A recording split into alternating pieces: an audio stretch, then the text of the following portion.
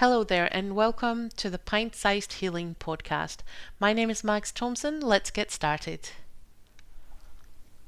My friend and fellow team member at SwanWaters, Carrie Mayer, she wrote in her book the following sentence: "It is not the aesthetics of a group that makes it a cult, it's the dynamics."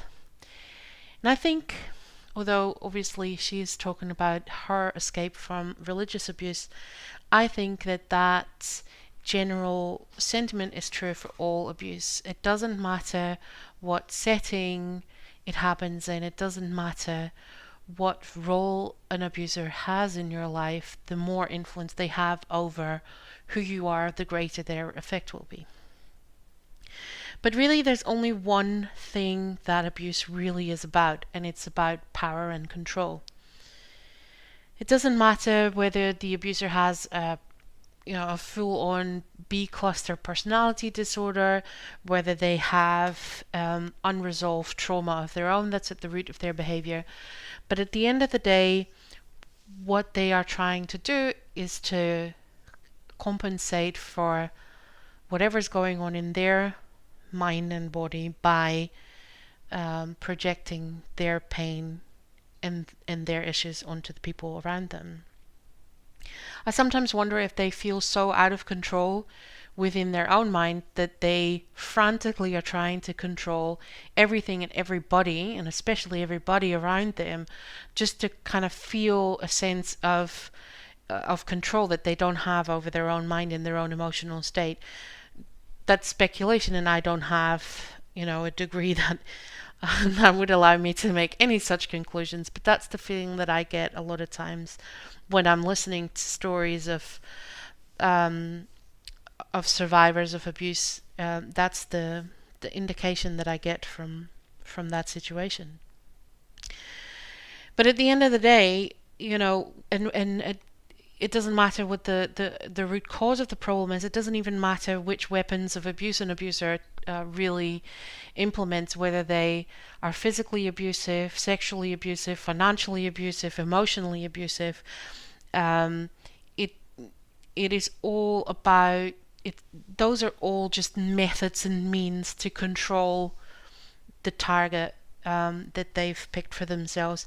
And a lot of people seem to think that there's almost a, oh well, if they didn't hit you, if the abuse wasn't physical, then it can't have been that bad. But the truth is that before we get to physical violence, there's been a lot of emotional abuse and grooming already been done, because they don't punch you in the face on the first date, and if they did, you wouldn't actually continue dating them.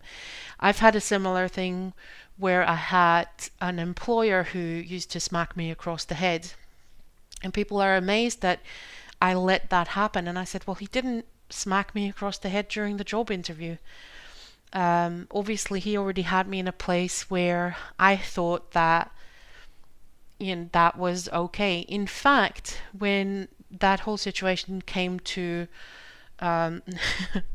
solicitors, to be honest, I'd actually kind of forgotten about the physical attacks that he did, because the emotional abuse was so much more powerful and had so much more of an impact than the slapping across the head had.